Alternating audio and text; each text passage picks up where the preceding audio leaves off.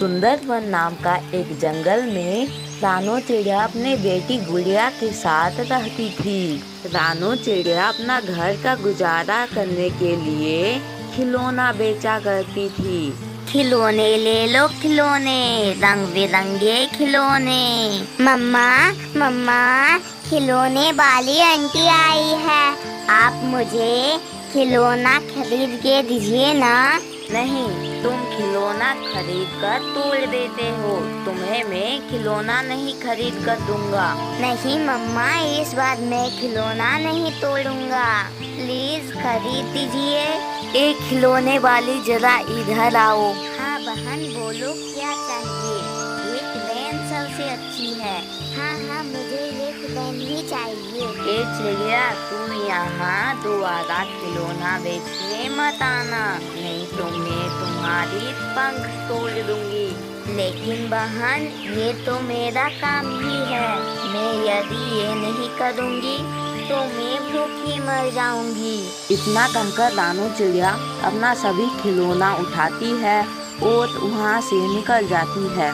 और जग्गू अपना ट्रेन को लेकर खेलने चला जाता है। मैं अपना ट्रेन को पेड़ों के ऊपर चलाऊंगा, बहुत मजा आएगा। नहीं जग्गू, ऐसा मत करो, नहीं तो तुम्हारा ट्रेन टूट जाएगा। बंटी कबूतर जग्गू कौवा को ऐसा करने से बहुत मना करता है, लेकिन जग्गू कौवा नहीं मानता और पेड़ों पर ट्रेन को चला देता है, जिसके कारण पूरा ट्रेन टूट जाता है। जिसके बाद जग्गू टूटा फूटा खिलौना को लेकर गोरी कौवी के पास जाता है और बोलता है, मम्मा, उस चिड़िया ने हम लोग को टूटा हुआ ट्रेन दिया है।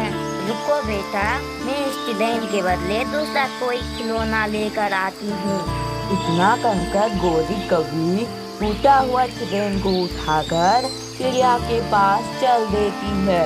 छोटी चिड़िया, तूने मुझे टूटा हुआ ट्रेन दिया है, चल इसके बदले तुम दूसरा खिलौना मुझे दे दे। नहीं बहन, ये जरूर आपके बेटे ने तोड़ा होगा, ये मेरे पास टूटा हुआ नहीं था, मैं इसके बदले में आपको कुछ नहीं दे सकता। इसके बदले तुम दूसरा खिलौना दो, नहीं तो तुम्हारे साथ बहुत बुरा हो जाएगा। सुंदरी कौवी के बार कहने पर भी रानो चिड़िया सुंदरी कौवी को कोई भी खिलौना नहीं देती है, जिससे गुस्सा होकर सुंदरी कौवी रानो चिड़िया का सारा खिलौना नदी में फेंक देती है। सुंदरी कौवी, तुम बहुत बुरी हो, इसका सजा तुम्हें भगवान जरूर देगा। इतना बोलकर रानो चिड़िया अपने घर की तरफ चली जाती है। मम्मा, सारा खिलौना कहाँ है? सारा खिलौना बिक गया क्या? आप कुछ बोलती क्यों नहीं, बोलिए ना।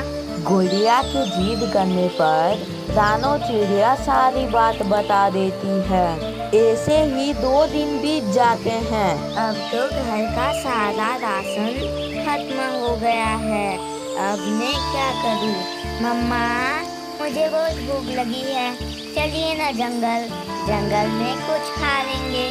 जिसके बाद रानो चिड़िया और गुड़िया जंगल के लिए निकल जाती है। कुछ देर उड़ने के बाद गुड़िया बोलती है, मम्मा, मैं उड़ते उड़ते थक गया हूँ, चलिए ना कहीं कुछ देर के लिए रुकते हैं। जिसके बाद वो दोनों रुक जाते हैं।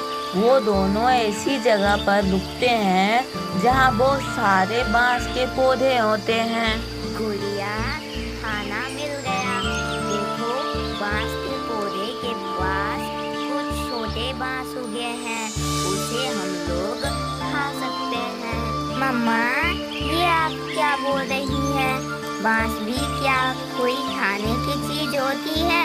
हाँ गुड़िया, छोटे बांसों को खाया भी जाता है, इसे खाने मुझे मेरा मम्मा ने सिखाया था, लो तुम भी खा के देखो। जिसके बाद रानो चिड़िया गुड़िया को कुछ बांस खाने के लिए देती है। माँ, ये तो बहुत ही स्वादिष्ट है। वो दोनों पेट भर कर खा लेते हैं और घर के लिए भी कुछ बांस तोड़ कर ले जाते हैं। मम्मा, हम लोग ने तो बांस बहुत खाए हैं, लेकिन आप बांस का कोई स्वादिष्ट पकवान बनाते तो और भी स्वादिष्ट लगता। हाँ गुड़िया बेटी, मैं इन बांसों से कोई स्वादिष्ट पकवान ही बनाने वाली हूँ। रानो चिड़िया किचन में जाकर सोचने लग जाती है। बहुत देर सोचने के बाद वो बांस के पकौड़े बनाती है। गुड़िया बेटी, लो मैंने बांस के पकोड़े बनाए हैं, देखो खाकर कैसे लग रहे हैं। तब गुड़िया खाकर बोलती है, मम्मा, ये तो बहुत बहुत स्वादिष्ट है। ऐसे ही वो दोनों बांस के पकौड़े खाती है और खुशी खुशी अपने घर में रहने लग जाती है।